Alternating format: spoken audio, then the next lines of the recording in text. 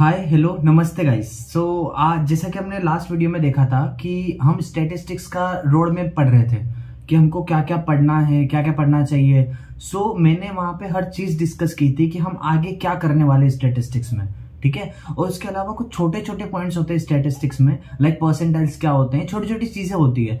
ये छोटी छोटी चीजें लिखना इतना मतलब ये जो लिखना है इतना सेंस नहीं बनाता, क्योंकि इतना सारा मैं लिख दूंगा ना आपके सामने तो बहुत सारी प्रॉब्लम्स हो जाएगी। जैसे आपको पहली बात तो ओवरवेलमिंग लगेगी सारी चीजें, इसलिए मैंने इतना कुछ लिखा नहीं था वहां पे। वहां मैंने मेन टॉपिक सारे मेंशन किए थे, वो सारे हम एक एक करके स्टडी करेंगे विद द प्रॉपर एग्जांपल्स कि क्या क्या एग्जांपल्स हो सकते हैं। उसके अलावा हम पहले जैसे वो वीडियो का फ्लो ये रहने वाला है कि हम पहले सारी चीजें थियोरेटिकली देखेंगे, क्योंकि मैथमेटिकल मतलब जानना तो बहुत जरूरी है। मतलब इंट्यूशन क्या है चीज का, मीन क्यों यूज नहीं करना है और क्यों यूज करना है, इसका भी पता होना चाहिए ना। तभी तो हम हमारी थिंकिंग लगाएंगे ना कि भाई यहाँ पे मीन अच्छा नहीं रहेगा, उसका पता होना चाहिए क्यों अच्छा नहीं रहेगा। तो हम पहले जानेंगे कि मैथमेटिकल मतलब क्या है, इंट्यूशन क्या है, उसके बाद उसको कोडिंग में कैसे इंप्लीमेंट करते हैं। हम पाइथन के थ्रू सारी चीजें लास्ट में इंप्लीमेंट करके देखेंगे, है ना। तो ये आज का प्लान रहने वाला है। अब देखो प्लान तो हो गया, तो सबसे पहले अब हम डिस्कस करेंगे यहाँ पे मेजर ऑफ सेंट्रल टेंडेंसी है ना। Measure of central tendency, mean mode median आते हैं इसके अंदर, है ना। उसके बाद हम पढ़ने वाले मेजर ऑफ डिस्पर्जन, ठीक है। डिस्पर्जन हम पढ़ेंगे। उसके बाद हम पढ़ेंगे यहाँ पे, ये दो चीजें क्लियर हो जाएगी आपको। उससे भी ना, इससे पहले एक और टॉपिक हम पढ़ेंगे, पॉपुलेशन वर्सेस सैंपल। ऑल्दो हमने ना ये टॉपिक लास्ट क्लास में क्लियर कर लिया था, बहुत अच्छे से हमने इसको क्लियर किया था, लेकिन फिर भी अभी ना मैं आपको एक ऐसी चीज बताऊंगा कि पॉपुलेशन और सैंपल अलग अलग होते हैं। हमको पता था, हमने लास्ट क्लास में देखा था इस चीज को, लेकिन ये अलग अलग, इनके पैरामीटर्स भी अलग अलग होते हैं। मीन जो होता है वो पॉपुलेशन का अलग होता है, पॉपुलेशन में अलग तरीके से, मतलब पॉपुलेशन का जो है अलग तरीके से रिप्रेजेंटेशन होता है मीन का। उसके अलावा सैंपल का अलग होता है। तो क्या क्या सिंबल्स होते हैं वो सारी चीजें हम यहाँ जानेंगे, ठीक है। उसके बाद ये तीन चीजें कर लेंगे हम अच्छे से। और इन तीन चीजों के अंदर सब टॉपिक्स हैं, जैसे मैंने आपको बताया था, mean, mode, median, weighted mean, variation है इनके सबके। उसके अलावा डिस्पर्जन, अभी हम पता है डिस्पर्जन के अंदर जैसे हम वेरिएंस और स्टैंडर्ड डेविएशन की बात करते हैं, लेकिन हम ना बिल्कुल स्क्रैच से उठेंगे और वेरिएशन और वेरिएंस और स्टैंडर्ड डेविएशन के फॉर्मूले खुद डिजाइन कर देंगे। लास्ट में जाने के बाद आपको फॉर्मूले कभी भी याद करने की नीड नहीं पड़ेगी, इट्स माई गारंटी, वो आपको याद रहेंगे, देखना लास्ट में। चलो ठीक है, अभी ये सारी तो बातें हो गई। अब हम स्टार्ट करते हैं कि पॉपुलेशन एंड सैंपल। देखो हम पूरा आइडिया पिछले वीडियो में ले चुके हैं, आप वो देख लीजिए अगर आपको इसमें डाउट रहता है तो। हम यहाँ थोड़ा फास्ट चलेंगे पॉपुलेशन और सैंपल के केस में, ठीक है। अब देखो मैं फिर भी आपको एक ब्रीफ आइडिया दे रहा हूँ कि ये पॉपुलेशन थी जिसमें अलग अलग टाइप के लोग थे। यहाँ पे स्काई ब्लू कलर के लोग हैं और यहाँ पे ब्लू कलर के लोग हैं, अलग अलग ये वेराइटी ऑफ पीपल्स को दिखा रहा है यहाँ पे, है ना। तो वेराइटी ऑफ पीपल्स यहाँ पे थे, उसमें से मैंने कुछ पीपल निकाल लिए और ये जो सैंपल निकाला ये भी एक वेराइटी को ही शो करता है, ठीक है। ये सैंपल भी ना एक वेराइटी को ही शो करता है, ये भी एक वेराइटी है और ये भी एक वेराइटी। मैंने ट्राई किया कि जितनी वेरिएबिलिटी मैं इसके अंदर ला पाऊं मैं लाऊंगा, ताकि मेरा सैंपल जो है ना true representative of the population बने, मेरा सैंपल पॉपुलेशन को रिप्रेजेंट करे, मैं यही चाहता हूं, ठीक है। तो इसलिए मैं ये सारा काम करूंगा। तो ये इससे मैं सैंपल निकालूंगा और फिर उसके मेरी जो भी एनालिटिक्स करनी है मेरे को, मैं सैंपल पे करूंगा। अब सैंपल पे क्यों करनी है, पॉपुलेशन पे क्यों नहीं करनी है? कॉस्ट फैक्टर होता है, मैंने आपको बहुत अच्छे से एक्सप्लेन किया था लास्ट वीडियो में, ठीक है, कि भाई कॉस्ट बहुत ज्यादा होती है पॉपुलेशन पे सारा काम करने की, और वही हमारे पास कुछ लोग होंगे जो अप्रोक्सीमेटली सेम आंसर देंगे जो कि पॉपुलेशन देने वाली है। तो it will be easy for me कि मैं सैंपल पे मेरी सारी कैलकुलेशंस कर लूं, है ना। तो इसलिए मैं सैंपलिंग करता हूं, ठीक है ना। ये लास्ट क्लास में क्लियर था। अब देखो मैं आपको इतना बताना चाहता हूं कि अगर मैं पॉपुलेशन, मैं आपसे पूछना चाहता हूं पहले तो कि अगर मैं पॉपुलेशन का मीन निकालूं और अगर मैं सैंपल का मीन निकालूं तो क्या वो अलग अलग आएगा? ऑब्वियसली यस, अलग अलग आएगा। पॉपुलेशन में आप होल लॉट ऑफ जनता को ले रहे हो, आप क्या बोल रहे हो कि मैं 1 लाख लोगों का मीन निकालूंगा, वहीं आपने उन मीन में से सैंपलिंग, उस जो पॉपुलेशन है 1 लाख लोगों में से 10,000 लोग निकाल लिए बाहर। अब चाहे आप कितनी वेराइटी मेंटेन करने का ट्राई कर लो, चाहे आप कितना ही सैंपल को पॉपुलेशन जैसा बनाने का ट्राई कर लो, वो एग्जैक्टली सेम कभी भी नहीं होंगे। अगर वो दोनों एग्जैक्टली सेम नहीं है ना, अगर दोनों एग्जैक्टली सेम नहीं है तो उनका मीन भी अलग आएगा, उनका स्टैंडर्ड डेविएशन भी अलग आएगा। मतलब जितने भी स्टैटिस्टिकल मेथड्स होती है, जितने भी स्टैटिस्टिकल मेजर्स होते हैं, जैसे स्टैंडर्ड डेविएशन हो गया है, उन सब की वैल्यू कहीं ना कहीं अप्रोक्सीमेटली अलग होगी। ये चीज क्लियर है। अब अगर अलग होगी ना तो पॉपुलेशन का मीन जो है वो अलग तरीके से रिप्रेजेंट होना चाहिए और सैंपल का मीन अलग तरीके से रिप्रेजेंट होना चाहिए। तो यहाँ पे पॉपुलेशन और सैंपल के पैरामीटर्स अलग अलग हैं। जैसे मान लो, जैसे देखो यहाँ पे स्टैंडर्ड वे क्या है, स्टैंडर्ड वे ये है कि पॉपुलेशन के अंदर जो मीन है वो म्यू से रिप्रेजेंट होता है, म्यू इसको बोलते हैं इस साइन को, है ना। लेकिन सैंपल के अंदर वही मीन एक्स बार से रिप्रेजेंट किया जाता है ना। सैंपल का मीन जो है वो एक्स बार से रिप्रेजेंट होगा और पॉपुलेशन का जो मीन है वो हमेशा म्यू से रिप्रेजेंट होगा, है ना। सैंपल का जो स्टैंडर्ड डेविएशन है, सैंपल का जो वेरिएंस है सॉरी, वो सिग्मा स्क्वायर से रिप्रेजेंट होगा, सिग्मा स्क्वायर से। और सॉरी मैं उल्टा बोल दिया शायद, पॉपुलेशन का जो वेरिएंस है वो सिग्मा स्क्वायर से रिप्रेजेंट होगा। दिख रहा है आपको, पॉपुलेशन का जो वेरिएंस है वो सिग्मा स्क्वायर से रिप्रेजेंट किया है मैंने, और जो सैंपल का वेरिएंस है वो एस स्क्वायर से रिप्रेजेंट होगा। ठीक है, अब देखो ये आपको समझ में आ रहा है कि यहाँ सिग्मा है और यहाँ एस है, तो ऑब्वियसली जो स्टैंडर्ड डेविएशन है पॉपुलेशन का वो सिग्मा से रिप्रेजेंट होगा और जो स्टैंडर्ड डेविएशन है सैंपल का वो एस से रिप्रेजेंट होगा। ये भी क्लियर है ना, ये सारी चीज भी क्लियर है। अब देखो मैं आपको इतना सा बता रहा हूं कि जो पॉपुलेशन है उसके अंदर नंबर ऑफ ऑब्जर्वेशन अगर हमको रिप्रेजेंट करनी हुई, साइज रिप्रेजेंट करनी हुई, तो हम बिग एन का यूज करेंगे और स्मॉल एन का हम यूज करेंगे for the size of sample. ठीक है, तो ये चार जो है बहुत इंपॉर्टेंट है। ये चार मतलब मैं आपको जो डिस्टिंग्विश बता रहा हूँ, distinguish between the terminologies used in the population and sample, ये बहुत जरूरी है याद रखना, क्योंकि ये दोनों टर्म्स आपको दिखेगी और जब आपको ये दोनों टर्म्स दिखेगी ना तो आप कंफ्यूज ना हो जाओ कि ये क्या एस बोल दिया है, एस मतलब तो कुछ और होता होगा। नहीं, एस मतलब भी स्टैंडर्ड डेविएशन ही होता है, लेकिन वो सैंपल का होता है, वो पॉपुलेशन का नहीं होता। हम ये बताना चाह रहे हैं कि जो एस, जो स्टैंडर्ड डेविएशन की हम बात कर रहे हैं एस के थ्रू, वो किसी पॉपुलेशन से आए हुए सैंपल का स्टैंडर्ड डेविएशन है, वो खुद अपने आप में एक पर्टिकुलर स्टैंडर्ड डेविएशन नहीं है। और अगर हम इसकी बात करते हैं तो ये पूरी पॉपुलेशन जो भी है उसका स्टैंडर्ड डेविएशन है। बस मैं इतना कहना चाहता हूं, है ना। तो ये देखो ये सारे पैरामीटर्स हैं, ये सारे पैरामीटर्स हैं मीन के लिए, वेरिएंस के लिए, स्टैंडर्ड डेविएशन के लिए और साइज के लिए, है ना। बस इतना सा बताना था इसमें। अब हम स्टार्ट करते हैं, मीन की बात करते हैं। अब मीन क्या होता है, देखो मीन बहुत बेसिक टर्म में समझे ना तो एवरेज होता है। अब एवरेज का मतलब क्या हो गया, ये होता है डेटा का बैलेंसिंग पॉइंट। डेटा का बैलेंसिंग पॉइंट मतलब क्या हुआ, जैसे देखो मेरे पास ना एक एज नाम का कॉलम है, एक एज नाम का मेरे पास कॉलम है, और इस एज नाम के कॉलम में ना कुछ एजेस लिखी है 30, 35, 40, 45 और 50।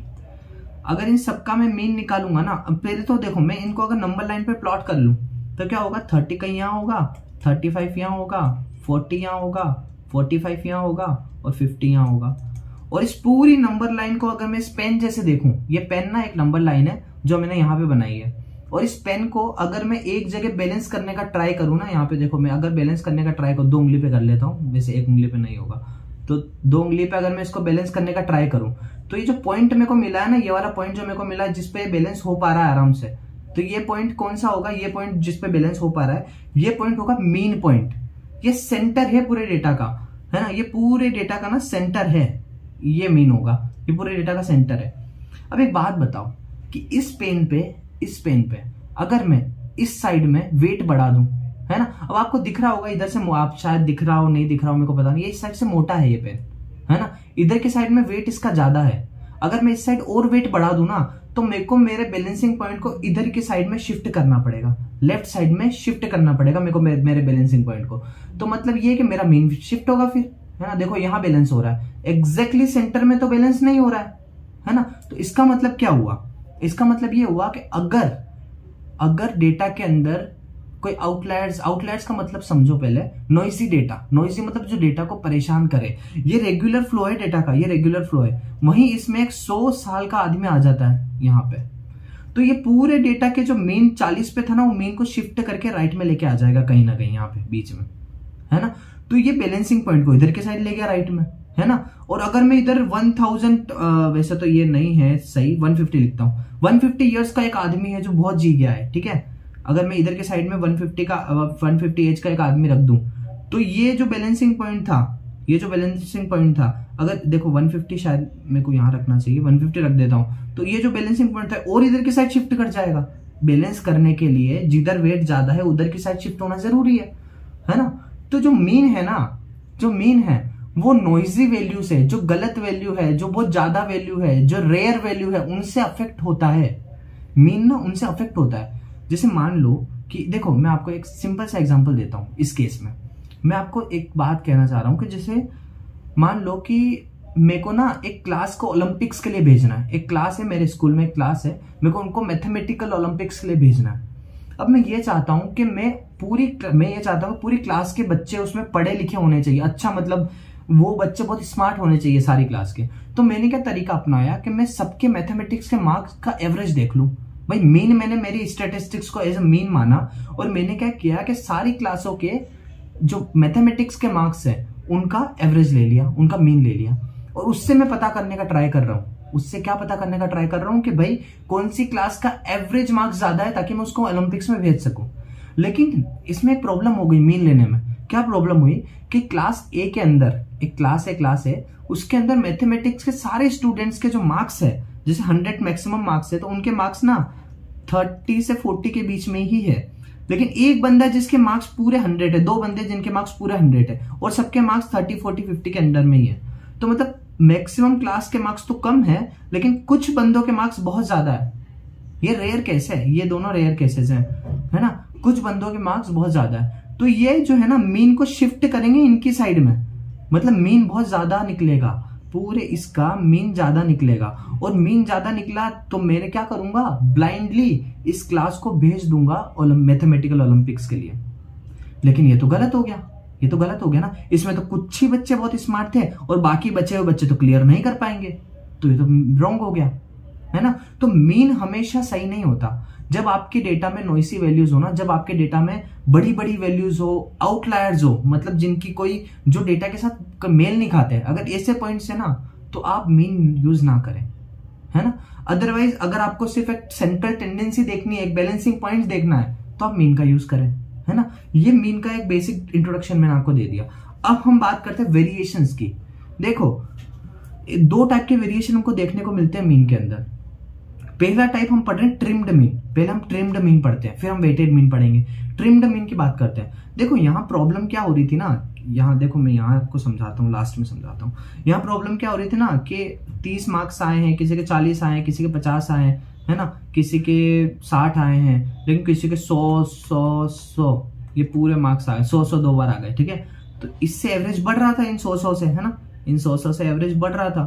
तो मैंने क्या तरीका अपनाया कि मैं ना डेटा को पकड़ूंगा और डेटा के साइड में से, मतलब डेटा को सॉर्ट कर दूंगा। पकड़ के मैं पूरे डेटा को सॉर्ट कर चुका हूं। देखो यहाँ पे मैंने 30, 40, 50, 60 सॉर्ट कर दिया। सॉर्ट करने के बाद ना मैं क्या करूंगा, 20% डेटा दोनों साइड से कट कर लूंगा। मतलब पूरी लाइन में 20%, ये 20% मतलब 2 वैल्यूज, और इधर से मतलब 20%, 30%, कुछ भी परसेंटेज हो सकता है। यहाँ मैं परसेंटेज की बात नहीं कर रहा, मैं यहाँ बोल रहा हूँ 2 वैल्यू मैंने इधर से भी कट कर ली और इधर से भी कट कर ली, और जो बीच का बचा हुआ पार्ट है मैंने उसका मीन ले लिया, उसका मीन ले लिया। अब ये मीन जो है ना, ये मीन जो है ये कंसिडरेबल होगा, क्योंकि इसमें जो बड़ी बड़ी या आउटलायर्स वाली वैल्यूज जो थी, बड़ी बड़ी या बहुत छोटी छोटी, ये दोनों वैल्यूज को मैं कट आउट कर चुका हूं। मैं सिर्फ बीच वाले पार्ट का मीन ले रहा हूं, तो मैंने ट्रिम कर दिया दोनों साइड से। अब देखो इस इमेज से और अच्छे समझ में आएगा आपको। 10 ऑब्जर्वेशन है, 1 2 3 4 ऐसे 10 ऑब्जर्वेशन है, और यहाँ पे ना मैंने इनको सॉर्ट किया तो 0.7 सबसे छोटा और 5.2 सबसे बड़ा है। अब मान लो कि बहुत रेयर वैल्यूज है, 5.2 की जगह यहाँ 100 होता और यहाँ पे 0.7 की जगह -20 होता, तो मैं क्या कहने वाला हूं कि -20 और 100 तो कोई बहुत रेयर वैल्यूज है, तो बहुत कम बार आएगी, तो डेटा के डिस्ट्रीब्यूशन को डिस्टर्ब कर रहे हैं, तो है ना। अगर मैं पूरे का मीन निकालूंगा तो मीन कुछ ना कुछ बिल्कुल ऐसी वैल्यू आएगी जिसको हम कंसिडर नहीं कर सकते। तो मैंने क्या किया कि 10% डेटा को इधर से कट किया, 10% डेटा को इधर से कट किया, और जो बचा हुआ बीच का डेटा है इसका मीन ले लिया।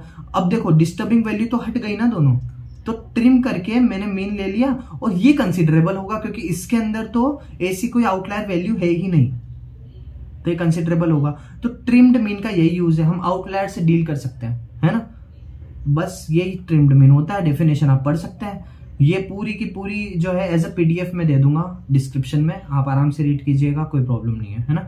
अब देखो एक और वेटेड मीन की बात करते हैं। वेटेड मीन क्या होता है, नाम से समझ में आ रहा है, मीन के अंदर ऑब्जर्वेशन को हम वेट प्रोवाइड करेंगे। देखो मैं आपको एक अच्छा सा एग्जांपल देता हूं कि एक टीचर है, टीचर ने क्या सोचा कि मैं हर स्टूडेंट के लिए स्मार्टनेस का एक स्कोर निकालूंगी,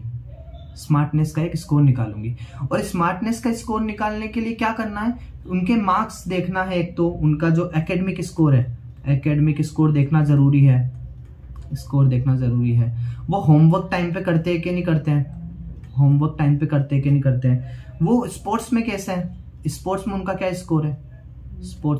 स्कोर है, ऐसे करके ना उनके 3-4 पैरामीटर्स हैं जिन पे वो जज करना चाहती है स्टूडेंट्स को, है ना। तो स्पीकिंग स्किल्स कैसी है, स्पीकिंग स्किल का स्कोर क्या है, ठीक है।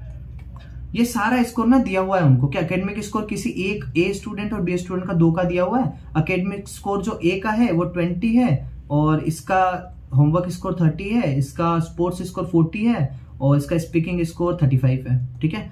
वहीं अगर बी की बात करेंगे तो एकेडमिक स्कोर उसका 30 है, लेकिन होमवर्क स्कोर उसका क्या है, 10 ही है, और स्पोर्ट्स में तो वो 0 है, मतलब 0 की जगह चलो 1 मान लेते हैं, है ना। और इसके स्पीकिंग स्कोर में तो उसका बहुत लो है, मतलब वो अच्छा नहीं है एक्स्ट्रा करिकुलर एक्टिविटीज में, तो इसलिए 3 है ना। अब आप बताएं मेरे को कि इन दोनों में से स्मार्ट कौन सा होगा, सब ज्यादा अच्छा बच्चा कौन सा होगा। देखो दिख रहा है कि ए ज्यादा अच्छा होगा, कंसिस्टेंटली वो हर चीज में अच्छा है। तो ये चीज हम कैसे पता करेंगे, हम इन सब के स्कोर्स का मीन निकाल ले, इसमें भी और इसमें भी निकाल ले। तो देखो अगर मान लो कि इसका स्कोर यहाँ पे 100 होता एकेडमिक्स में, तो इसका मीन अगर मैं निकाल लेता नॉर्मल वाला, और इसका भी नॉर्मल वाला मीन में निकाल लेता, तो स्मार्ट बच्चा बी बन जाता, क्योंकि मीन इसका ज्यादा था। तो ऐसा हम नहीं कर सकते। तो हम ना क्या करेंगे, इसको 30 रहने देते हैं।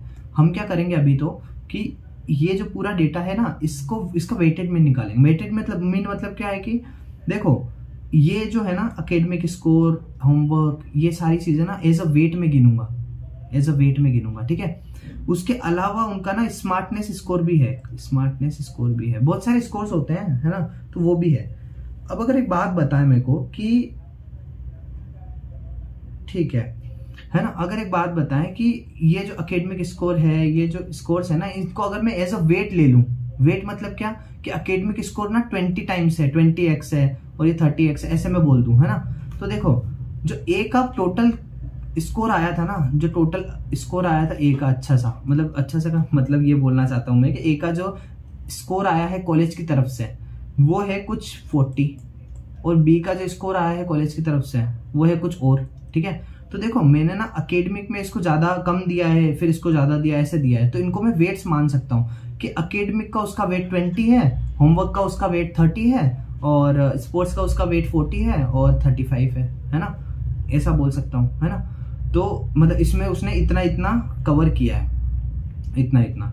अब देखो ना कॉलेज वालों ने क्या किया है, मतलब स्कूल वालों ने क्या किया है कि एकेडमिक्स को सबसे ज्यादा प्रेफरेंस दिया है ना। तो उन्होंने क्या बोला, एकेडमिक्स 40 रखो, एकेडमिक्स का जो वेट है। देखो ये चारों चीजें क्या है, देखो मैं थोड़ा सा कंफ्यूज मतलब मैं थोड़ा सा वो हो रहा हूँ कि वेट इनको मैं दोनों को इंटरचेंजेबली वेट बोल रहा हूँ, लेकिन देखो अभी आपको क्लियर करता हूं मैं कि 4 चीजें जो है ना, ये ऑब्जर्वेशन है, ये रिकॉर्ड्स है जो निकल के आए हैं। स्कोर कुछ कंपटीशन हुआ होगा, उनके थ्रू इनका ये स्कोर है, ए का ये है और बी का ये है। मैं सिर्फ इतना बता रहा हूँ, ये स्कोर्स है ना। जो कॉलेज ने डिसाइड किया है कि प्रेफरेंस लेवल के एकेडमिक्स को 40 का प्रेफरेंस लेवल दे दो, होमवर्क को आप 20 का प्रेफरेंस लेवल दे दो, और स्पोर्ट्स को आप 50 का प्रेफरेंस लेवल दे दो, और स्पीकिंग स्किल्स को 60 का प्रेफरेंस लेवल दे दो, है ना। ये मेरे हो गए हैं वेट्स, इंपॉर्टेंस बताते हैं, ये इंपॉर्टेंस बताते हैं बस, है ना, इनको बोलते हैं मैंने वेट्स, ठीक है। अगर मेरे को बताओ कि मेरे को ए का देखना है, ए की पर्सनैलिटी कैसी है अकॉर्डिंग टू वेट्स, तो मैं कैसे देखूंगा कि देखो वेट कितना है, एकेडमिक्स का 40 है, उसमें मैंने 20 जो स्कोर आया है उसको इंटू कर दिया, है ना। इसका वेट कितना है, 20 है होमवर्क का, और मैंने 30 को इंटू कर दिया जो इसने स्कोर किया है ना। प्लस 50 है और मैंने 40 इसने स्कोर किया है तो ये कर दिया, ठीक है। प्लस 60 है और इसने 35 स्कोर किया है तो ये कर दिया। अपोन में मैंने टोटल वेट लेना है, टोटल वेट जितना भी है ये लेना है, है ना। टोटल वेट कितना है अपना 60 और 60 120 और 50 170।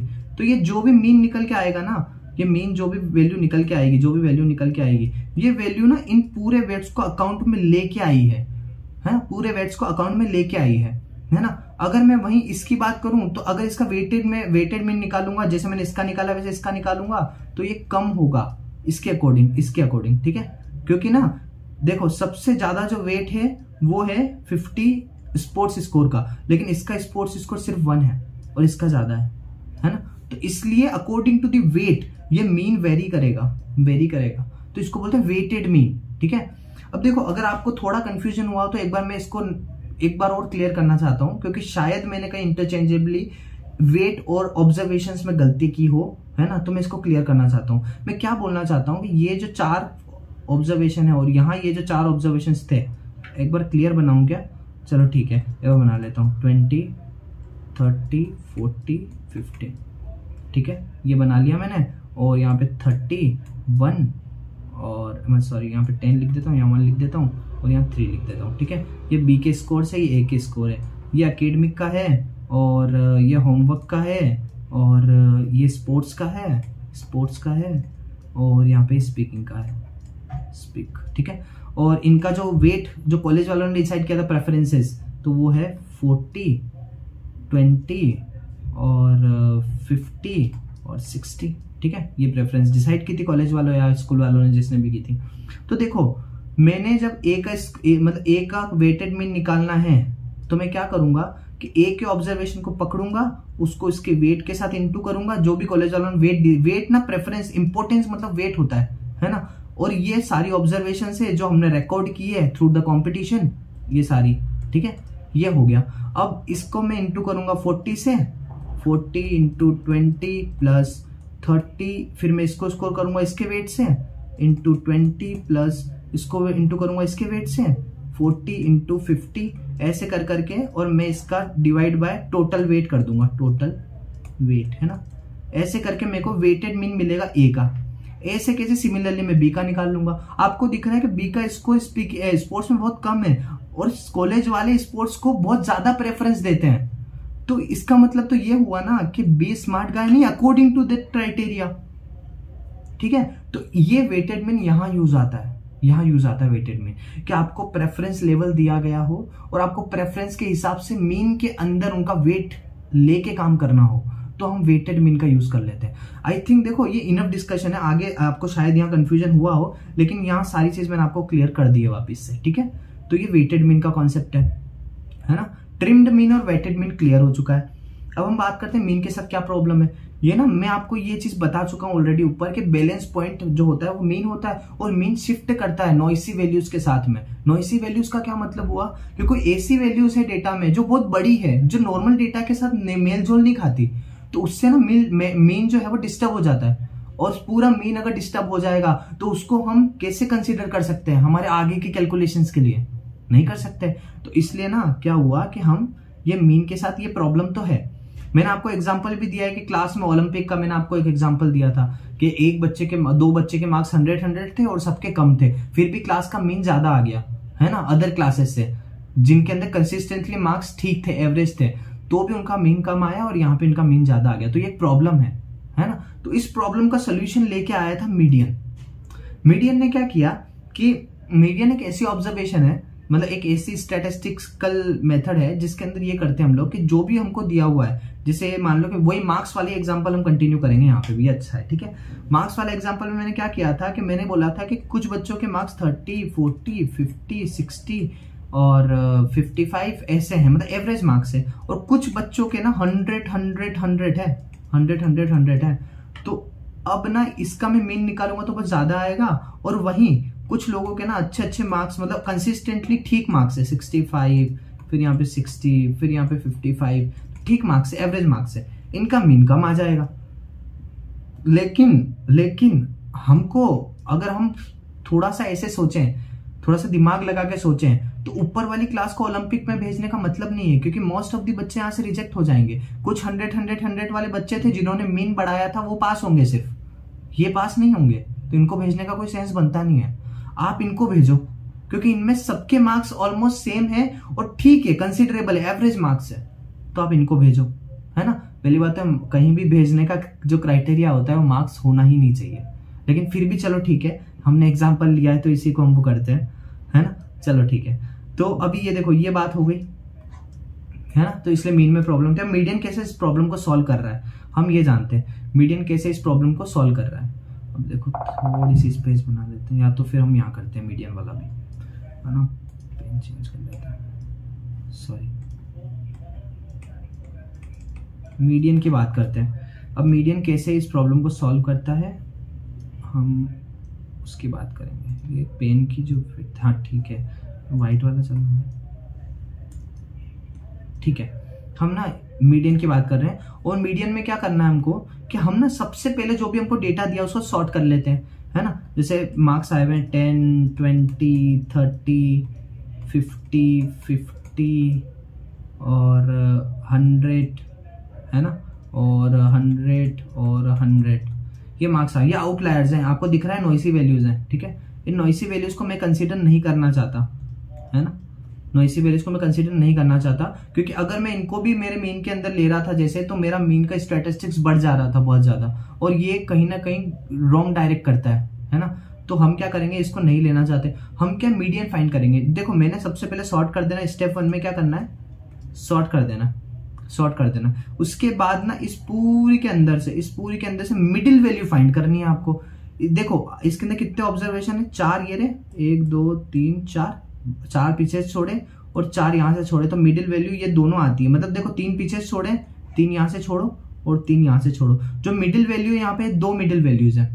अब ये 2 जो मिडिल वैल्यूज है ना, इन 2 का मैं क्या करूंगा, मीन निकाल दूंगा। इन 2 का मैं मीन निकाल दूंगा, 50 + 50/2 मतलब बना 50, तो 50 इसका मीडियन होगा, है ना। तो ये कंसिडरेबल वैल्यू है क्या, इसका मीडियन जो है, मीडियन मार्क्स जो है इस क्लास का वो 50 है, तो कंसिडरेबल है। मतलब ये कहीं ना कहीं इन 3 100 से अफेक्ट नहीं हो रहा है, तो इसलिए ये कंसिडरेबल है, ये अच्छा स्टैटिस्टिक्स है यहाँ पे इस केस में, ठीक है। अब अगर देखो मैं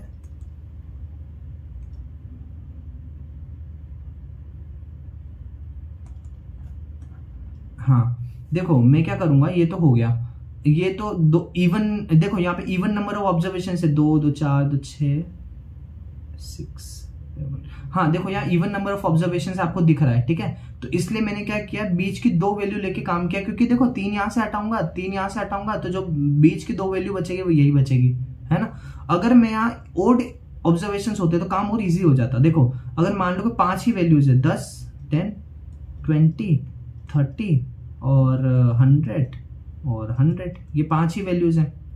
तो इस केस में 2 इधर से हटा दूंगा, 2 इधर से हटा दूंगा, और मिडिल वैल्यू मेरी 30 हो जाएगी, तो मीडियन हो गया 30, ठीक है। तो ऐसे मीडियन फाइंड किया जाता है इवन और ऑड नंबर ऑफ ऑब्जर्वेशंस के लिए। और काम क्यों आता है ये आप समझ चुके होंगे, है ना। क्या जरूरत पड़ गई मीडियन की, आपको क्लियर होगा। देखो ये जानना जरूरी है कि इसके आने का रीजन क्या था। अगर आपको वो पता होगा ना, तो आप आपके माइंड में सोच पाओगे कि इस जगह पे मीडियन फिट रहेगा या मीन फिट रहेगा, मीन को मेरे को यूज करना है, मीडियन को यूज करना है, क्योंकि पता तो होना चाहिए ना कि क्यों यूज कर रहे हैं, है ना। तो ये मेरा मोटो है कि आप ना पहले ये चीजें समझो, ठीक है। मीन मोड मीडियन क्लियर हो गया, बहुत छोटी छोटी सी चीजें हैं, अगर आप सिर्फ फॉर्मूला लिखते हैं ना तो भी समझ जाते, लेकिन आपको ये चीजें पता नहीं चलती कि क्यों आया था मीडियन, मीन तो सही चल रहा था, है ना। तो ये चीजें पता होनी चाहिए। अब हम बात करते हैं मोड की। देखो मोड सबसे इजी है।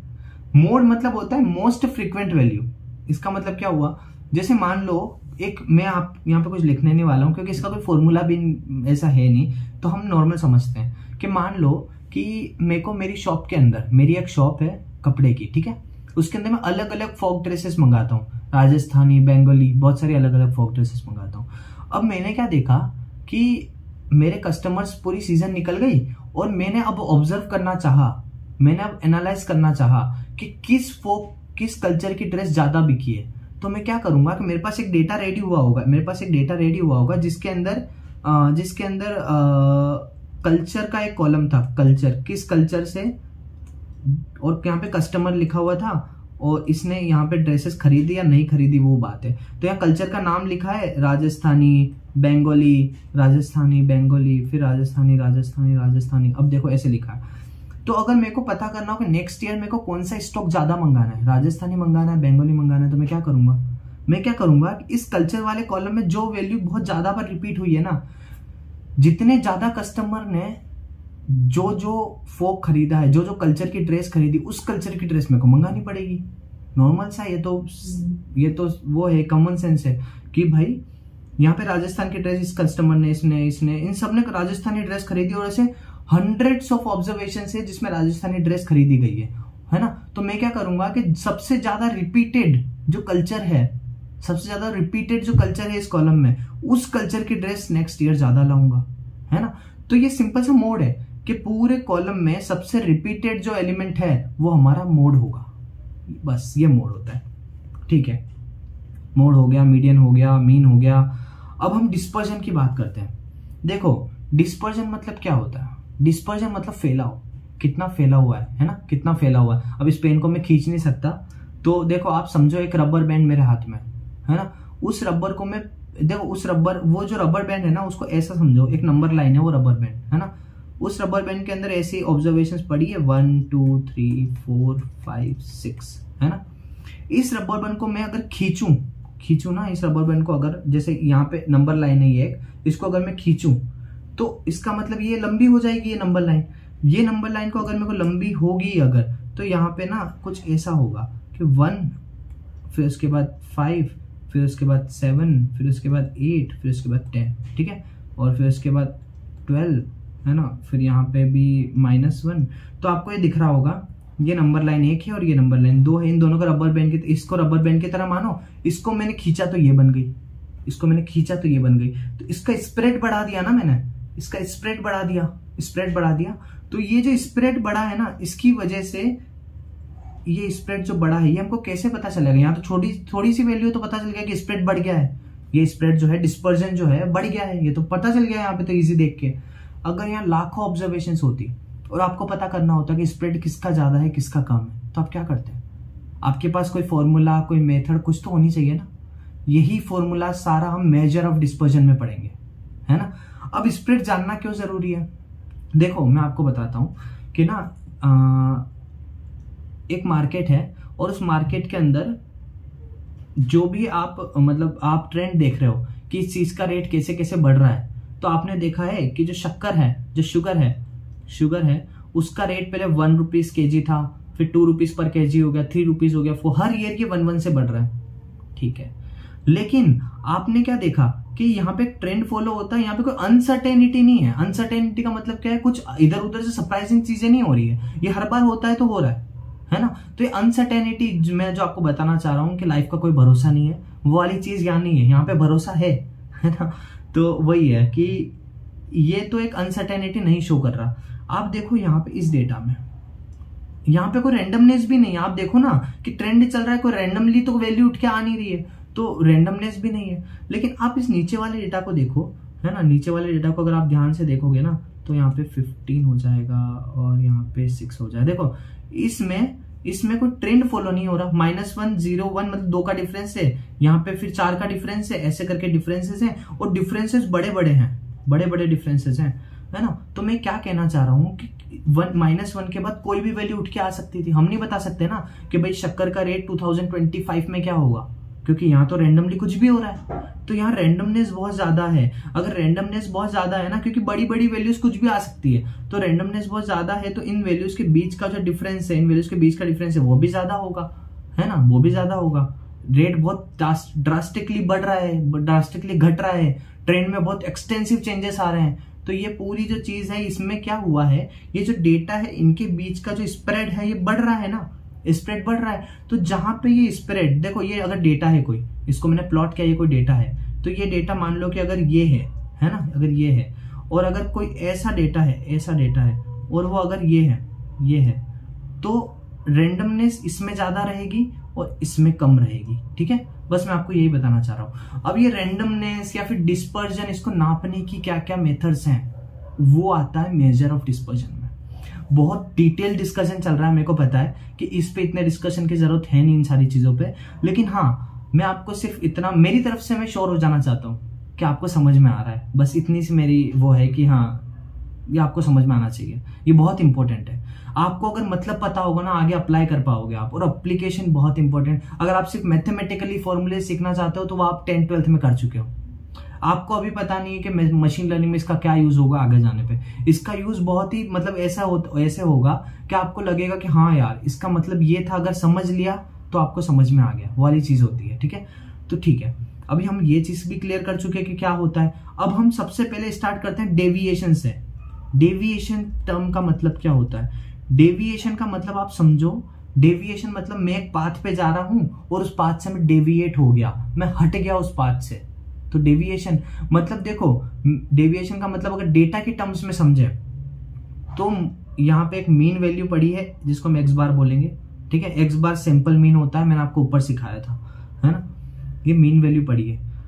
अब मैं क्या बोलूंगा, जैसे मैंने बोला कि एक इस लोकेलिटी में जो एवरेज एज है वो 40 है और यहाँ कोई बिल गेट्स नहीं रहता, तो आउटलायर है नहीं, है ना, आउटलायर नॉइजी डेटा नहीं है। तो आपका कहने का मतलब, अगर मैं बोलता हूँ कि यहाँ एवरेज एज 40 है इस लोकेलिटी में, तो मैं आपसे अगर ये चीज पूछूं कि पर्टिकुलर ये बंदा इस लोकेलिटी से बिलोंग करता है तो इसकी एज क्या होगी, तो आपका आंसर मोस्ट प्रोबेबली 40 के आसपास ही आएगा। आप यही बताओगे कि इसकी जो सैलरी है वो क्लोज टू 40 कहीं ना कहीं लाई करेगी। ऐसा नहीं बता दोगे कि 100 सैलरी होगी, है ना। तो ये एक सिंपल सी चीज है ना। तो देखो मीन के आसपास बहुत सारी वैल्यूज होती है ना, लेकिन हर वैल्यू कहीं ना कहीं थोड़ी तो डेविएटेड होगी ना, x1 x2, है ना। तो ये पर्टिकुलर वैल्यूज और ये मीन वैल्यू है ना। तो इस मीन से कोई वैल्यू कितनी डेविएटेड है, सही रास्ते से वो कितना दूर निकल गई है, ये मीन को हम सही रास्ता मान रहे हैं, है ना। इस सही रास्ते से कोई वैल्यू कितना दूर निकल गई है वो होता है डेविएशन, है ना। तो इस मीन से ये वैल्यू कितना दूर है ये डेविएशन है ना। इस मीन से ये वैल्यू कितना दूर है ये इसका डेविएशन है। अगर इसको मेरे को मैथमेटिकली निकालना हुआ तो फॉर्मूला क्या बनेगा, है ना, x2 ग्रेटर हो x2 माइनस x बार। ये x2 का डेविएशन हो गया मीन से, बोल दिया मैंने, डेविएशन यही होता है ना। डिस्टेंस निकालना मतलब सिंपल सी बात है। तो x2 माइनस x1 बार हो गया, मतलब x2 माइनस x बार हो गया। वैसे अगर x का डेविएशन निकालना हुआ तो x1 माइनस x बार हो गया। अब पॉजिटिव नेगेटिव आप देख लेना, ठीक है। तो ये हो गया, ठीक है। तो ऐसे इसको हम बोलते हैं डेविएशन, ठीक है। अगर मेरे को डेविएशन, सारे डेविएशन, जैसे मान लो कि इसके अंदर 100 वैल्यूज है, x1 x2 x3 ऐसे करके 100 वैल्यूज है। अगर मेरे को सबका कंबाइंड डेविएशन निकालना हुआ तो मैं क्या करूंगा कि x1 माइनस x बार, है ना, प्लस x2 माइनस x बार, ऐसे करते करते मैं सबका प्लस करता जाऊंगा। और इसको लिखने का मैथमेटिक्स में क्या तरीका है, इसको लिखने का तरीका है, मैं समीशन लगाऊंगा i इज इक्वल टू 1 से जो n तक लगाऊंगा, क्योंकि n तक जा रहा है ये ऑब्जर्वेशन x से n तक, है ना। तो मैं क्या करूंगा और इसके अंदर लिख दूंगा xi माइनस x बार, बस ये मेरा फॉर्मूला बन गया। तो ये कंबाइंड डेविएशन निकल के आ गया, कंबाइंड डेविएशन निकल के आ गया। इस कंबाइंड डेविएशन को अगर मैं, इस कंबाइंड डेविएशन तो निकल के आ गया, अगर मैं कोई पूरे डेविएशन जो कंबाइंड निकल के आया इनका मीन निकालना है कि मीन डेविएशन क्या होगा, तो मैं इस पूरे को n observation, number of observation से डिवाइड कर दूंगा, सिंपल, है ना। तो इस टर्म को बोलते हैं मीन डेविएशन, मीन डेविएशन, है ना। और अगर देखो मैं आपको इस एक चीज समझाना चाहता हूं कि ना, अगर मान लो कि मेरे पास एक डेटा है, उसमें 0 है, 1 है, सॉरी 1 है, 2 है, 3 है, और यहाँ पे भी जैसे मान लो -1 है, -2 है और -3 है, इस टाइप का डेटा प्रेजेंट है ना। तो इस टाइप के डेटा में अगर मैं मीन फाइंड करूंगा तो यहाँ पे 0 आएगा क्या, 0 ही आएगा, ऑब्वियसली 0 आएगा मीन, है ना। अगर मैं यहाँ पे xi माइनस, देखो अगर मैं यहाँ पे ये फॉर्मूला अप्लाई करूं और मैं डेविएशन पता करने का ट्राई करूं तो कंबाइंड डेविएशन या मीन डेविएशन क्या निकल के आएगा, वो आएगा यहाँ पे, देखो मैं 1 के लिए बात करूं, 1 माइनस 0, फिर 2 माइनस 0, फिर 3 माइनस 0, ये हो जाएगा, है ना। तो 1 plus 2 plus 3 is equal to 6। तो इन वैल्यूज का आ गया डेविएशन सबका, प्लस इन वैल्यूज का डेविएशन निकालूंगा तो क्या आना चाहिए, 0 माइनस मतलब सॉरी -1 माइनस 0, है ना, -2 माइनस 0, -3 माइनस 0, ऐसा आएगा। तो इनका डेविएशन -6 आएगा, तो 6 माइनस 6 बाय n, तो ये 0 बन गया। पर ये ऐसा तो नहीं है, मीन वैल्यू से सारी वैल्यू डेविएटेड तो है कहीं ना कहीं, तो डेविएशन 0 कैसे आ सकता है, मीन डेविएशन 0 कैसे आ सकता है, ये तो गड़बड़ है, गड़बड़ तो है ना, दिख रहा है सामने गड़बड़ है। तो इसी गड़बड़ की वजह से कि एक दूसरे को कैंसल आउट, देखो इस 1 का इफेक्ट ये -1 वाला कैंसल आउट कर रहा है, तो इसी गड़बड़, ये फॉर्मूले में गड़बड़ थी। और मीन डेविएशन अगर आप ये निकालते हो तो वो बिल्कुल गलत स्टैटिस्टिक्स होती है। मीन डेविएशन मत निकालो, आप निकालो मीन एब्सोल्यूट डेविएशन, वो कहीं ना कहीं सही है। कैसे सही है देखो मैं आपको बताता हूं।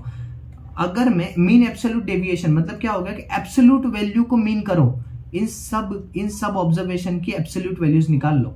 एब्सोल्यूट वैल्यू समझ में आ गया कि एब्सोल्यूट वैल्यू निकाल लो, मतलब मोड निकाल लो। मोड का मतलब तो आपको पता होगा कि भाई ये अगर नेगेटिव आ रही है तो पॉजिटिव बन जाएगी, पॉजिटिव है तो पॉजिटिव रहेगी। सिंपल सा लॉजिक है ना।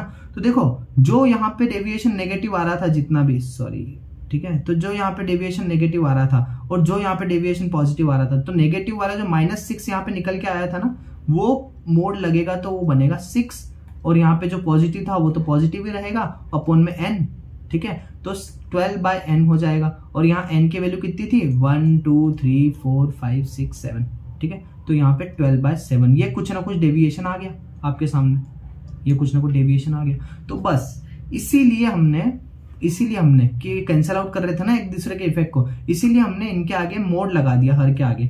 अब फॉर्मूला क्या बनेगा, अब फॉर्मूला बनेगा xi माइनस x बार का मोड लगाना है, summation i is equal to 1 से n तक, और इस पूरे को मैंने n से डिवाइड कर दिया। ये फॉर्मूला होता है मीन एब्सोल्यूट डेविएशन का, मीन एब्सोल्यूट डेविएशन, ठीक है। ये एक अच्छी स्टैटिस्टिक्स है। अब देखो मैं आपको ये जो स्टैटिस्टिक्स है मीन एब्सोल्यूट डेविएशन, इसको हम मीन एब्सोल्यूट एरर भी बोला जाता है, इसको एरर क्यों बोला जाता है, क्योंकि हम ना हमेशा एवरेज को कुछ सही मानते हैं, एवरेज को हम ट्रू वैल्यू मानने का बोलते हैं कि एवरेज जो है वही एक ट्रू वैल्यू है। उस ट्रू वैल्यू से आपकी ऑब्जर्वेशन कितनी अलग है वो आपकी एक एरर की तरह ट्रीट होगी। तो MAE भी सेम होता है और MAD भी सेम ही होता है, खाली समझने के थोड़े मतलब अलग है, ठीक है।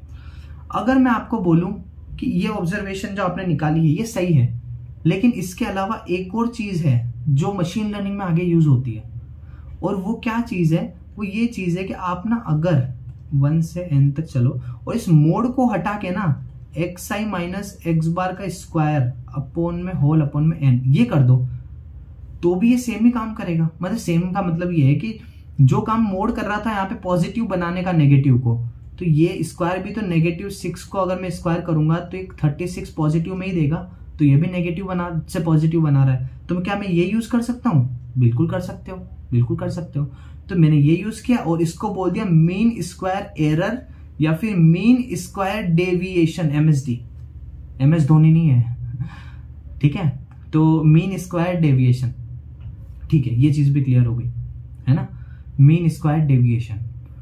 अब अगर मैं आपको बोलूं कि ये जो मीन स्क्वायर डेविएशन आपने निकाला है ना, यही वेरिएंस है, इसी को हम वेरिएंस बोलते हैं, कुछ भी नहीं है, यही वेरिएंस है।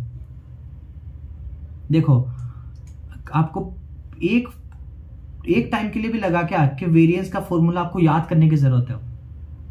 आप कैसे बनाओगे इस फॉर्मूले को, आप सबसे पहले चलोगे डेविएशन की तरफ कि xi जो है हर एक x की वैल्यू कितनी दूर है हमारे हर एक x की वैल्यू कितनी दूर है हमारे मीन से, आपने निकाला, उसका स्क्वायर कर देंगे और उसको n से डिवाइड कर देंगे। बस ये होता है आपका वेरिएंस, ठीक है। अब ये जो n है ना, ये कैपिटल N है क्योंकि ये पॉपुलेशन का वेरिएंस है। और अगर हम सैंपल का वेरिएंस निकालेंगे, देखो पॉपुलेशन का वेरिएंस अगर आप निकालो तो x बार भी हटाना पड़ेगा, यहाँ पे म्यू लिखना पड़ेगा। मैंने आपको बोला था कि पॉपुलेशन में मीन को म्यू से रिप्रेजेंट करते हैं और नंबर ऑफ ऑब्जर्वेशन को कैपिटल N से रिप्रेजेंट किया जाता है ना। वैसे ही अगर मैं आपको बोलूं कि अगर मैं कुछ ऐसा लिख रहा हूं n तक छोटा n और xi minus x bar upon में छोटा n -1 है ना, और इसका स्क्वायर, अगर मैं ऐसा लिखूं तो ये क्या है, ये ना सैंपल का वेरिएंस है, सैंपल का वेरिएंस इसको बोलेंगे। ये सैंपल स्टैटिस्टिक्स है और ये भी सैंपल में छोटा n बोला जाता है। अब ये -1 यहाँ क्यों किया है, ये बहुत बड़ा क्वेश्चन इंटरव्यू में बहुत पूछा जाता है। तो अभी ना जब हम एस्टिमेटर्स पढ़ेंगे आगे, एस्टिमेटर्स जो ये पॉइंट है, एस्टिमेटर वाला जो टॉपिक है हाइपोथेसिस टेस्टिंग के टाइम पे हम पढ़ेंगे, और उस टाइम पे हम जानेंगे कि ये क्यों है, ऐसा ही -1 क्यों है। अभी आप सिर्फ इतना याद रखो कि ये होता है, इसको हम डिग्री ऑफ फ्रीडम के टर्म में एक्सप्लेन करते हैं। तो हाँ, ये होता है सैंपल वेरिएंस और ये होता है पॉपुलेशन वेरिएंस, ठीक है, यहाँ म्यू है, ये ध्यान रखना, ठीक है। तो देखो वेरिएंस तो बहुत आसानी से समझ आ गया। अब हम बात करेंगे कि स्टैंडर्ड डेविएशन का फॉर्मूला कहाँ से आया। अब देखो मैं आपको ना एक केस देता हूं कि ना 0, 1, 2, 400 और यहाँ पे -1, -2, -3, ठीक है। तो अगर ना मैं वेरिएंस का फॉर्मूला यहाँ लगाऊं तो देखो सारी ऑब्जर्वेशन के लिए तो वेरिएंस ठीक आएगा, 1 - 0 का होल स्क्वायर प्लस s, इनके लिए तो सबके लिए ठीक आएगा।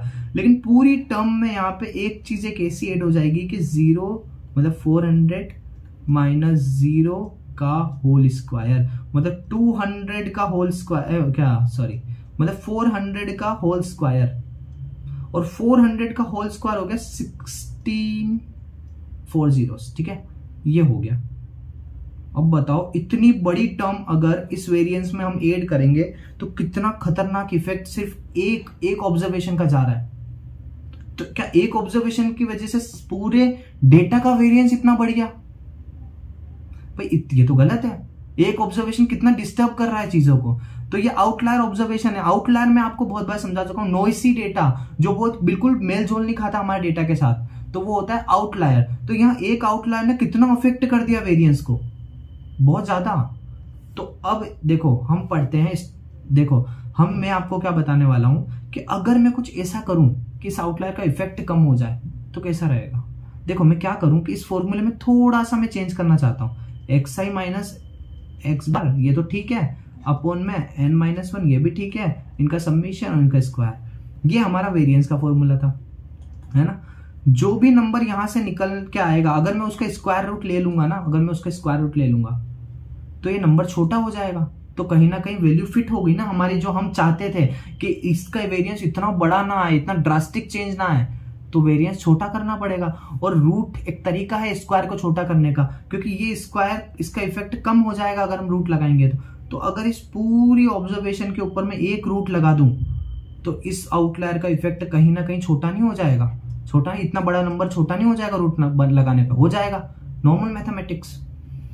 अब ये रूट लगाने का मोटो आपको पता चल गया, तो ये फॉर्मूला भी आपको पता होना चाहिए कि स्टैंडर्ड डेविएशन का फॉर्मूला है, स्टैंडर्ड डेविएशन का फॉर्मूला है, क्लियर। ये स्टैंडर्ड डेविएशन होता है, ये मीन मोड मीडियन सारी चीजें इन डिटेल कवर हो गई है, आई थिंक सब कुछ कवर कर चुके हैं हम, ठीक है। एक क्वांटाइल डेविएशन नाम की भी चीज होती है, क्वांटाइल डेविएशन नाम की, क्वांटाइल डेविएशन। और आपको याद होगा कि मैंने आपको ना एक चीज बताई थी कि मैं ना एंड में जाके मैंने कुछ 2-3 टॉपिक्स लिखे थे, परसेंटाइल, क्वांटाइल्स, क्यू प्लॉट्स, ये चीजें लिखी थी। तो इस डेविएशन को मैं वहां डिस्कस करना चाहता हूं उस जगह पे, है ना। वैसे आप इसका फॉर्मूला जान लो कि इसका फॉर्मूला होता है Q3 - Q1, बस इतना पता कर लो, ठीक है। अभी Q3 क्या है, Q1 क्या है, देखो इसका भी पता कर लो। आपके 75 परसेंटाइल जो वैल्यू होती है वो Q3 होती है, और 50 परसेंटाइल जो वैल्यू होती है 25 परसेंटाइल जो वैल्यू होती है वो Q1 होती है, बस इतना पता कर लो आप, है ना, ठीक है। अब अपन क्या करेंगे, थोड़ा सा कोड की तरफ चलेंगे कि कोड कैसे करना है इन चीजों को, ये तो हमने जान लिया। अब कोडिंग के थ्रू बताओ, हमको ग्राफिकल रिप्रेजेंटेशन दो, ठीक है। तो अब वो करते हैं, मैंने कोड थोड़ा तो लिखा हुआ ही है। देखो NumPy, अब थोड़ा सा हम लाइब्रेरीज की तरफ भी जानेंगे कि होती क्या क्या है, क्योंकि ना देखो क्या होता है कि अगर हम थोड़ा सा भी पढ़ते चलेंगे ना, तो जब हम स्टार्ट करेंगे NumPy, पांडास, ये लाइब्रेरीज को हम स्टार्ट करेंगे इन डिटेल में पढ़ना, तो आपको थोड़ा तो पता ही होगा इनके बारे में कि अच्छा ये तो ये थी, वो वाली फीलिंग आएगी, ठीक है। तो इसलिए मैं क्या करता हूँ, थोड़ा सा आपको इंट्रोड्यूस करवाऊंगा, ठीक है। NumPy होती है, NumPy देखो मैंने आपको बताया था कि इसको इंपोर्ट NumPy एज NP एक ऑब्जेक्ट बना लिया हमने NumPy का। अब हम NP के थ्रू NumPy के सारे फंक्शंस कॉल कर सकते हैं। ये बेसिक पाइथन के लेक्चर्स में हमने अच्छे से देखा था, है ना। SciPy एक देखो NumPy का फुल फॉर्म होता है न्यूमेरिकल पाइथन।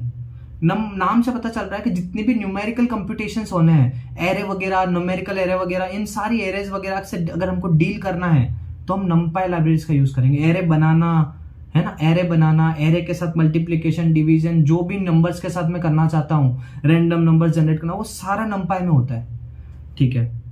SciPy लाइब्रेरीज का मतलब क्या है? SciPy लाइब्रेरी का मतलब होता है साइंटिफिक पाइथन।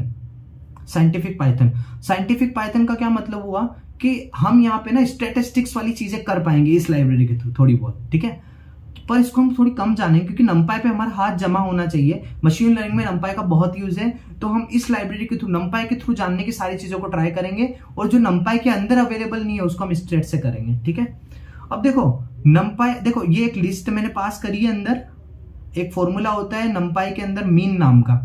तो देखो मीन और मीडियन numpy के अंदर अवेलेबल है, तो हमने np.mean नाम का एक फंक्शन कॉल किया, और यहाँ पे मैंने जो जिस भी डेटा का मेरे को मीन निकालना है वो लिख दिया। यहाँ पे हमको मीडियन निकालना है, मीडियन फंक्शन यूज किया, और जिस भी डेटा का मीडियन निकालना है वो हमने लिख दिया, है ना। अब मैंने इंटर किया और डेटा को देखा, देखो 1 2 3 4 5 का मीन भी होगा 3 और इसका मीडियन भी होगा 3, तो मीन और मीडियन हम निकाल पा रहे हैं मीडियन। ठीक है, अगर मैं ना यहाँ पे 6 कर दूं, मीडियन में 6 और कर दूं, तो आपको ना पता लगेगा कि इवन ऑब्जर्वेशन के लिए 3.5 आया, मतलब 3 + 4/2 हुआ होगा, तो ये 3.5 बन गया होगा, एवरेज ऑफ बिटवीन 2 नंबर्स। ठीक है, समझ आ गया। अब देखो मोड का जो फंक्शन है वो स्टेट्स के अंदर है, साइंटिफिक पाइथन लाइब्रेरी के अंदर है, SciPy के अंदर। तो मैं उसके अंदर से इंपोर्ट कर रहा हूँ, स्टेट्स नाम का एक मॉड्यूल है SciPy लाइब्रेरी के अंदर, उसको मैंने इंपोर्ट किया। इसके अंदर स्टेट्स के अंदर अब हमारे मोड फंक्शन वगैरह है ना। तो मीन, मोड, मीडियन तीनों चीजें हमारी इसके अंदर है। इसके अंदर मीन भी होता है,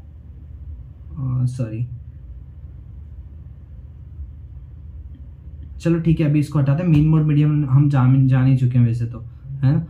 numpy के थ्रू आपको निकालना आता ही है। अब ना आप ये बात समझते हैं हम लोग कि मोड का मतलब क्या था। मोड का मतलब तो हम समझ चुके हैं, तो हम ना सिंपली एक डेटा पास करेंगे। देखो यहाँ पे मोड है ना, तो एक डेटा मैंने पास किया, ये नम्स का पूरा एक लिस्ट था, मैंने इसमें पास किया। इस वाले फंक्शन ने मेरे को मोड लाके दे दिया कि मोड क्या बनेगा। अब देखो ये ना कुछ बड़ी सी एक टपल है, तो इस टपल के अंदर 2 एलिमेंट्स हैं, 2 एरेज हैं, और वो एरेज कौन कौन सी, पहली एरे ना मेरे को मोड बताती है, और दूसरी एरे मेरे को बताती है कि उस मोड का काउंट क्या था। जैसे 1 मोड बना है तो कितनी बार ये रिपीट हुआ होगा, तो ये मोड बना है, ये बताती है। अगर मेरे को, देखो मैंने आपको बताया था तरीका कि देखो 0 करूंगा तो इसका मतलब होगा कि मैं इस लिस्ट तक पहुंचूंगा। ठीक है, तो ये किया, देखो एक एरे तक पहुंचा, और इसके भी मैं 0th एलिमेंट को निकालना चाहूं तो सिर्फ 1 प्रिंट होगा, है ना। तो ये देखो ये हो गया मोड, है ना। मोड का सीन आपको समझ में आ गया। मीन और मीडियन कैसे निकालने वो आपको समझ में आ गया, है ना। अब ना हम थोड़ा देखो, ये फंक्शन लिनस्पेस फंक्शन क्या करता है, एनपी के अंदर लिनस्पेस फंक्शन होता है। ये क्या करता है कि 1 से, देखो इसको समझो आप, 1 से 10 तक की रेंज दे रखी है मैंने, है ना। तो 1 से 10 तक के बीच में, 1 से 10 तक के बीच में, इसके बीच में 10 ऑब्जर्वेशंस, 10 आप नंबर्स निकाल के दो मेरे को, और सबके बीच की जो डिस्टेंस है वो सेम होनी चाहिए, है ना। तो 10 नंबर्स अगर मैं 1 से 10 के बीच में निकालूंगा तो 1 से 2 जाएगा, और 2 से 3 मिलेगा, 4 मिलेगा, 5 मिलेगा, ऐसे करते करते 10 मिलेगा, है ना।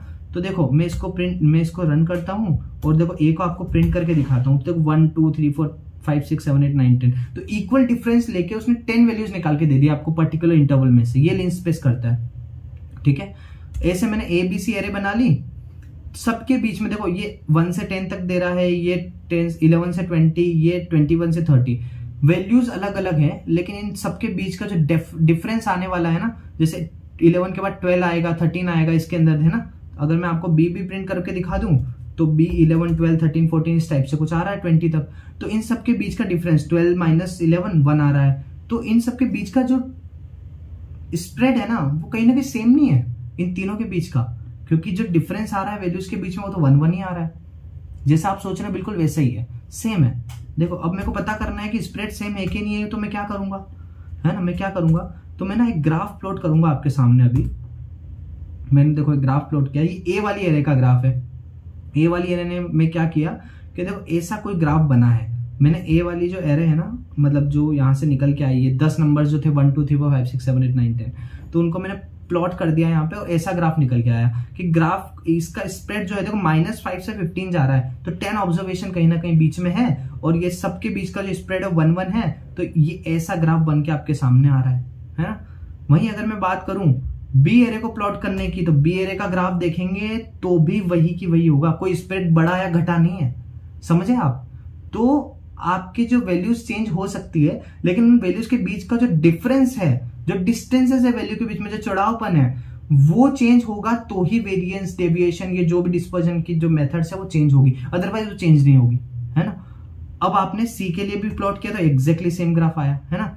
वेरिएंस निकालो। अब आपको ये तो ग्राफ विजुअली दिख गया, अब आप वेरिएंस निकाल के दिखाओगे। ए का वेरिएंस 8.25, बी का वेरिएंस भी 8.25 और सी का वेरिएंस भी 8.25। इसका मतलब ये वेरिएंस भी यही बोलना चाहता है कि भैया ग्राफ के बीच में जो स्प्रेड है ना वो तीनों में सेम ही है, आप सिर्फ वैल्यूज को आप चेंज कर रहे हो, अदरवाइज जो स्प्रेड आ रहा है डेटा का वो तो अभी भी सेम ही है। इतना वो कहना चाहता है वेरिएंस। देखो स्टैंडर्ड डेविएशन भी सेम चीज कहेगा कि देखो इसकी वैल्यूज भी सेम है, बी की वैल्यू भी सेम है, सी की वैल्यू भी सेम है। स्टैंडर्ड डेविएशन भी वही कहना चाहता है। अब आपको समझ में आ रहा होगा कि एनपी नमपाई के अंदर वेरिएंस का भी फॉर्मूला है वेर नाम से, स्टैंडर्ड डेविएशन का भी फंक्शन है एसटीडी नाम से। तो देखो पाइथन में इसको ऐसे निकालते हैं, है ना। ये चीज भी क्लियर हो गई लिंस पे। अब देखो मैं क्या करना चाहता हूं, अब मैं डेटा को वेरिएबल बनाऊंगा। मैं क्या करूंगा, रैंडमनेस लेके आऊंगा। रैंडमनेस में कैसे लेके आया कि मैंने एरे 1 बनाई और उसके अंदर 1 से 20 तक के एलिमेंट, मतलब 1 से 20 तक की रेंज में 10 एलिमेंट छाट के मैं लेके आया, लेकिन वो इक्वल डिस्टेंसेस पे होने चाहिए। तो 1 के बाद मेरा डायरेक्ट 3 आया, मतलब डायरेक्टली 1 आया होगा, फिर 3, फिर 7, ऐसे करके कुछ एलिमेंट्स आए होंगे। तो अगर मैं आपको ना अगर मैं ना आपको ये प्रिंट करके दिखाऊं, एरे 1 ARR1 अगर मैं प्रिंट करके दिखाऊं तो ये आएगी आपकी, देखो ऐसी 1, फिर 3.11 समथिंग, फिर 5.22 समथिंग, ऐसे करके कुछ आएगी। तो मैंने ना क्या किया, 1 से 20 तक की स्पेस को 10 से डिवाइड करके 10 नंबर निकाल लिए जो इक्वल डिस्टेंसेस पे है एक दूसरे से।